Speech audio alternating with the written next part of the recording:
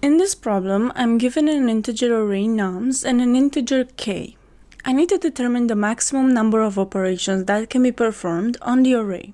Each operation involves picking two numbers from the array whose sum equals k and removing them from the array. This problem requires an efficient strategy to identify and remove these pairs to maximize the number of operations. To solve this problem, I can use a two-pointer approach after sorting the array. This method efficiently finds pairs that sum up to k by using two pointers, one starting at the beginning of the array, left, and the other at the end, right. The two-pointer technique is particularly useful here because it allows us to systematically explore potential pairs by leveraging the sorted order of the array. Here's how I approach the solution step by step. First, I sort the array nums in non-decreasing order. Sorting the array allows me to use the two-pointer technique to find pairs efficiently. The sorting step is crucial, as it sets up the array in a way that makes it easier to navigate and find pairs whose sum equals k. Next, I initialize two pointers, left pointing to the start of the array, and right pointing to the end of the array. I also initialize a variable operations to keep track of the number of valid operations performed. This variable will count the number of pairs we successfully identify and remove from the array. I then iterate through the array using a while loop that continues as long as left is less than right. Inside the loop, I calculate the sum of the elements at the left and right pointers. This sum helps determine whether we have found a valid pair or if we need to adjust the pointers to find a pair that sums to k. If the sum is equal to k, it means I found a valid pair. I increment the operations counter and move both pointers inward. Left is incremented by 1 and right is decremented by 1 to continue searching for other pairs.